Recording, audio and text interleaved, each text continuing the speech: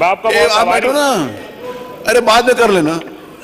माननीय अध्यक्ष जी, मैं आपका बहुत आभारी हूं कि आपने एक बहुत गंभीर समस्या जो किसानों से जुड़ी, सिर्फ मेरे को विषय बताइए।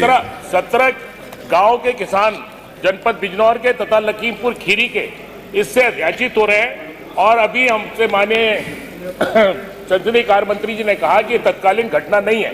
ये तत्कालीन घटना इसलिए है कि अभी कुछ ही करीब 5-7 दिन पहले ही एसडीएम साहब की तरफ से, नगीना की तरफ से उनको नोटिस दी गए बेदखली के, जिसके अगेंस्ट उन्होंने एसडीएम में ये मामला दाखिल किया है।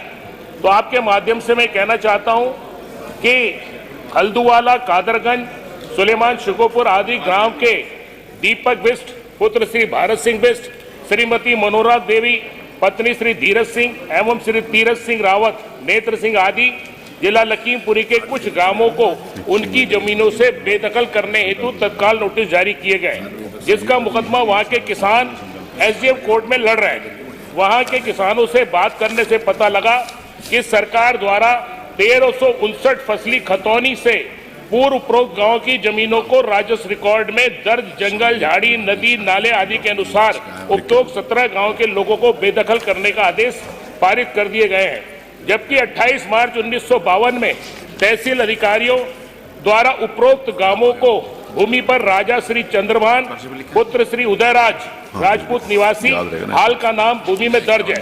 उसके उपरांत ही राजा श्री चंद्रभान द्वारा विभिन्न लोगों एवं कई नस्लों को विभिन्न लोगों के नामों पर इस जमीन की खरीद फरोख्त होती रही।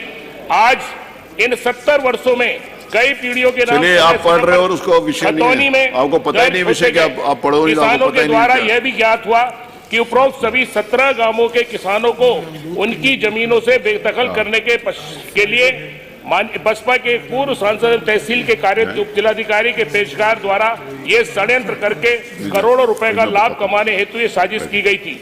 उसी क्रम में बसपा के पूर्व सांसद ने अब ये नहीं, आप बढ़िए नहीं, देखिए ये विषय नहीं माननीय ना मनोज जी, मैंने आपको 2 मिनट विषय रखने के लिए इसलिए दे दिया था कि जरा आपका, क्योंकि पब्लिक इंटरेस्ट के लिए आपके हिसाब से इशू था कि ये हो जाए कि आपका विषय आ गया उसमें। मैं माननीय मंत्री जी से निवेदन करूंगा कि जो आपने लिख के दिया उसका संज्ञान ले लें और उसमें जो आवश्यक कार्रवाई होगी वो करवाएंगे इससे ज्यादा नहीं। वो आप किसी का आप किसी लास्ट में वाली रिक्वेस्ट तो सुन, आपकी रिक्वेस्ट मुझे मालूम है, आपकी रिक्वेस्ट यही है, मैं आपको बता रहा हूँ ना, आपकी रिक्वेस्ट यही है कि आपके हिसाब से जो पिछले 70 वर्षों से विषय चल रहा है वो तत्कालिक है, आपके हिसाब से यही है। ये तत्कालिक क्योंकि अभी तो कह रहा हूं, बेदखल किया जा रहा है। देखिए पूरा हाउस समझदार है कि जो 70 साल से चल रहा वही तो तत्कालिक है, ये तो मैं आपको बता रहा हूँ। नहीं, अगर तत्कालिक है तो 70 साल से नहीं चल रहा, विषय ही नहीं। मानिए देखिए 70 साल से वो लोग उसपे कई जांचें होंगी, मैंने पूरा पढ़ लिया, मेरी बात, कई जांचें हो गई, कई रजिस्ट्रियां हो गई, कई जांचें हो गई, कई बार उस जमीन की उलटफेर हो गई, कई बार उसके ऊपर लोग रह गए। ये सारे का सारा विषय है। वो किसी राजा साहब की जमीन थी, मैंने पढ़ लिया यहाँ बैठ के, मैं बिना पढ़े आपको, उस समय मैंने नहीं पढ़ा था। जब हमारे संसदीय कार्य मंत्री ने संज्ञान दिलाया तो मैं, आप मुझसे कौन सी लाइन में क्या लिखा है पूछो, मैं आपको बता दूंगा, कौन से पेज पे क्या लिखा है ये मैं आपको बता दूंगा। मानिए देखिए मेरी 2 मिनट आपका विषय ये है, 2 मिनट सुन लीजिए, मैं रिक्वेस्ट सुन लीजिए, मैं चाहता क्या हूँ। मानिए देखिए अगर ये 70 साल से चल रहा विषय है, 1 मिनट, लेकिन 70 साल से मान्य देखिए वो किसान उस पर काबिज थे। आज उन्हें बेदखल किया जा रहा है, इस बीच में जमीनें बेच दी गई, उन पर लगान दिया। आपके इस कागज के हिसाब से 70 साल से काबिज थे, उनके पास भी किसी भी प्रकार का कोई बैनामा नहीं है। नहीं, मेरी बात सुनिए, मैंने पढ़ लिया है, मैंने पढ़ लिया, उनके नाम उन पे दर्ज है कि नाम दर्ज होने से मालिकाना हक नहीं हो जाता, कई बार बैनामे कर दिए। नाम दर्ज होने से मालिकाना हक नहीं हो जाता, ये आपको पता है।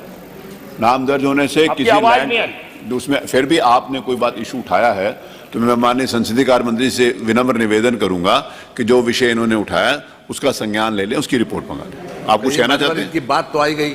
हाँ, बात आ गई, हम भी जवाब दे दें। आप दीजिए।